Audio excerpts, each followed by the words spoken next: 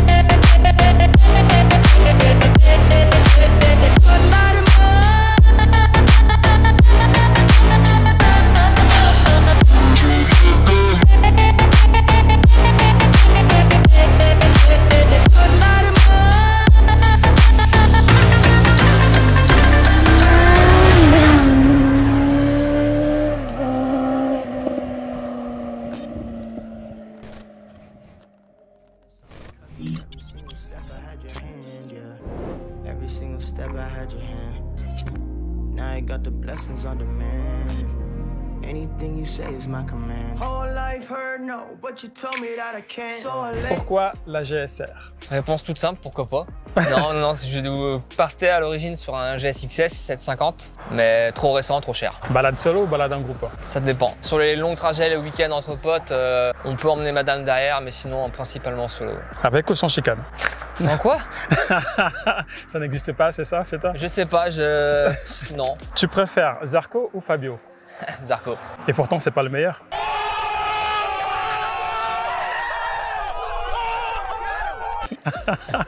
Je te charrie là. Je sais. Pour ou contre le contrôle technique? En grande partie contre, mais quand je vois certaines épaves qui sont à vendre sur le marché, je me dis qu'un minimum de contrôle serait le bienvenu. Sur certaines machines. Je parle pas de la majorité des motos, mais il y a pas mal d'épaves. Ouais. Mais sinon, non, complètement contre. D'accord. On s'occupe de l'état des routes déjà, avant de s'occuper de nos machines. Tu en penses quoi des motos électriques? On y viendra tous, tôt ou tard. T'es prêt là, aujourd'hui? Aujourd'hui, non, mais pourquoi pas. Est-ce que tu pourrais me citer quelques défauts de la GSR? Le freinage. Le freinage, ça freine très mal. C'est les étriers de frein du bandit, donc c'est pas du tout top. Après, moi j'ai changé les durites, j'ai mis des durites Avia, ça accroche un peu plus. Mais non, le freinage, non, c'est vraiment pas ça. Ta prochaine moto? GSX-S 1000, j'espère. La personne que tu admires le plus? Moi. Fini, on s'arrête. Bravo. Merci, c'était Backup. À la prochaine. Il m'a suicidé, le pauvre garçon. Jonathan, 38 ans, j'habite au sud de Nantes. Première moto, une 125 WR 98 avec laquelle j'ai fait de l'enduro pendant 3 ans. Permis en 2017, achat du 650 Bandit. Carbu, les derniers, 2005, jusqu'à l'année dernière où j'ai acheté le GSR en mai 2021.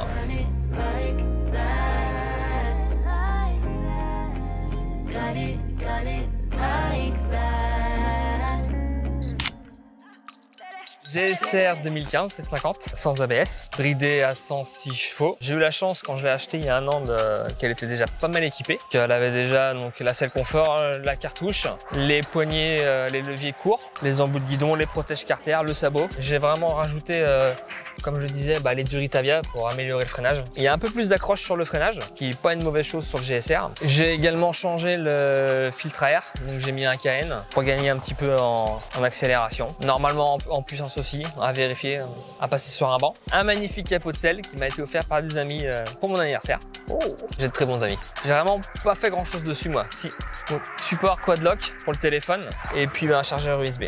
J'en ai perdu, j'ai perdu l'avant du sabot. Alors est-ce qu'on me l'a volé ou il a été arraché, je sais pas. D'accord, en tout cas ça se voit pas. T'as perdu parce que de l'autre côté... ça fait un certain style, c'est unique. Les Diablos, c'est toi aussi que les as rajoutés ou c'était déjà équipé? Non, c'était déjà dessus. Hein. D'accord. J'ai vraiment pas rajouté grand chose. En termes de consommation, t'es à combien à peu près? En mode très tranquille, 4 litres 2. D'accord. Et en mode pas tranquille, 6 litres 2. On va à 200 km d'autonomie à peu près, tu peux faire? Ah bah j'ai fait maximum 340. Ça va, t'es large. Bah oui, bah il faut au moins ça. Hein. Ah ouais, d'accord. 340 km d'autonomie. Hein. D'accord. Avec ok. réservoir, donc 17 litres 5. Ok, ouais, c'est pas mal. Elle est magnifiquement bien entretenue. Merci. Position classique, roadster, légèrement vers l'avant, c'est plutôt cool. C'est parti pour l'essai? Took the time to recognize it. You won't leave me even if I tried it. You're the artist, I'm the mess, and happily become the new in your Si vous êtes toujours là, ça veut dire que la vidéo te plaît. Bah, il faut liker, il faut commenter. Et si vous ne savez pas quoi dire, mettez des smileys. Moi, ça me convient parfaitement. Et si vous avez des questions, n'hésitez pas. Je vais vous répondre avec plaisir. Alors, cette fois-ci, ça va être un test un peu différent parce que c'est le test que j'ai le moins préparé. Parce que c'est une moto, en fait, que j'ai pu côtoyer pendant pratiquement 2 mois. Parce qu'en fait, la moto appartient à Jonathan qui m'avait prêté d'autant que j'achète ma nouvelle moto. Et d'ailleurs, elle est déjà là. Donc, on va se concentrer sur la GSR 750, un modèle de 2014, 106 chevaux, 206 kg si on enlève le pot d'origine, un réservoir de 17 litres. Je pense, avec le recul, avec les 2 mois que j'ai pu l'avoir, je pense que c'est la moto la plus juste et adaptée pour les routes françaises, ou du moins une des motos la plus juste et adaptée pour les routes françaises. Parce qu'en fait, c'est une moto qui est très peu généreuse. Mais c'est pas parce qu'elle est très peu généreuse qu'elle n'a pas de caractère. Elle a du caractère. Mais ce caractère-là, il faut vraiment aller la chercher en fait. Et c'est vrai que maintenant que j'ai pu tester des motos telles que des MT-10, des Tuono V4, des S1000R, etc.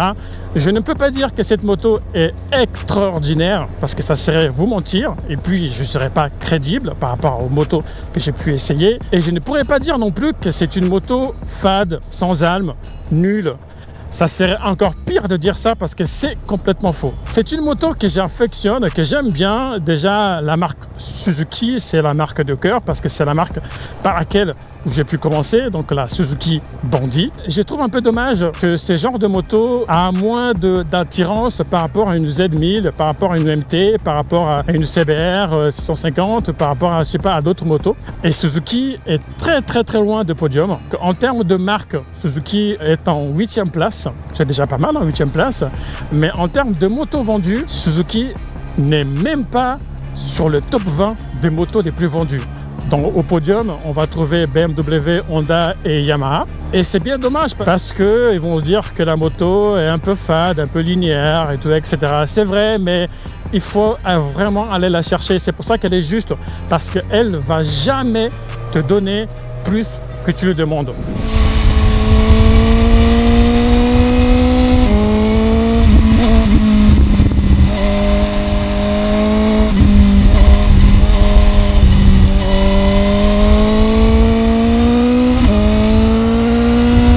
Honnêtement, tu peux vraiment t'amuser avec. Je sais que je vais répéter beaucoup ce mot. Je tiens à préciser qu'elle est vraiment juste, qu'elle te donnera jamais plus que tu le demandes. Un exemple, j'étais derrière une voiture, tu vois, qui zigzaguait, machin truc. J'étais là, putain, il me fait chier cette voiture. C'est une route limitée à 80. J'étais en 5e. J'ouvre les gaz, la moto elle part. Elle est assez souple en plus, hein. Elle part. Je pensais que j'étais vraiment au-delà des limitations de vitesse. Je regarde le compteur et là je me suis dit, ah bah tiens, je suis que à ça. Et pourtant j'ai eu une accélération assez forte, assez présente. Tu as moins de risque de perdre ton permis avec ça. Entre 0 et 3000 tours, tu vois, elle est assez fade, elle est assez linéaire. Et tu dépasses les 3000 tours, non les 6000 tours, les 5000 tours plutôt. Et là tu commences à avoir quelque chose et là tu penses qu'elle est au bout.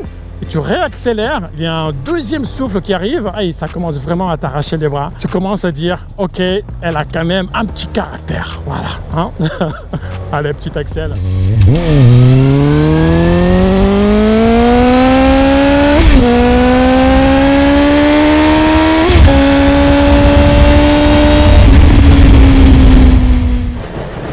Good job. Autre chose que je voulais aussi préciser, c'est que si tu aimes bien faire des wheeling et tout, etc., elle est assez douce, elle lève en première, elle lève en deuxième aussi, mais bon, là par contre, il faut vraiment donner un bon coup de fourche. Ensuite, tu réaccélères derrière pour qu'elle puisse lever. Mais en première, elle lève sans problème. Donc, 4 cylindres en ligne, refroidissement par eau, injection. Il y a un truc, je sais que ça va vous paraître peut-être un peu bizarre, le fait que je le dise là, comme ça. J'ai l'impression d'avoir une moto à carbu. C'est peut-être juste une impression, mais c'est l'impression que j'ai. Il faut la titiller, la petite mémère. Si tu la titilles pas, malheureusement, tu vas pas trop t'amuser avec. Petit conseil pour les grands, c'est une moto assez compacte, elle est assez petite. Si vous faites plus d'1,85 m et que vous souhaitez avoir ce genre de moto, c'est tout à fait possible. Pendant 2 mois, j'ai pu rouler avec sans aucun souci. J'ai pas eu de soucis majeurs, j'ai fait de longues balades de 300 km, etc.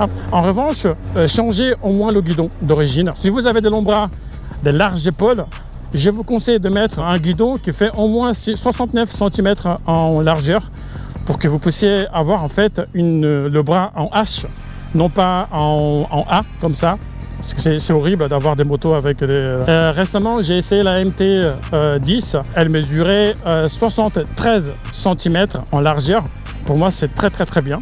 Mais ouais, visez plutôt la 69 cm en largeur minimum si vous êtes grand. Si vous êtes petit, celle d'origine, ça suffit largement. Voilà, celle-ci, elle a changé, donc c'est très bien.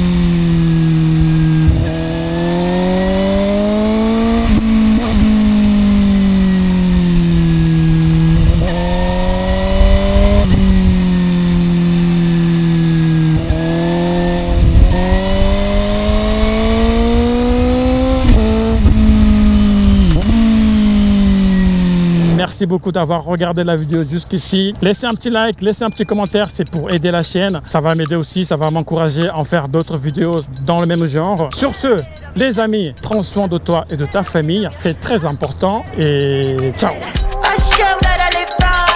Never gonna let you out of my side. I've been knocked out, was a nice try.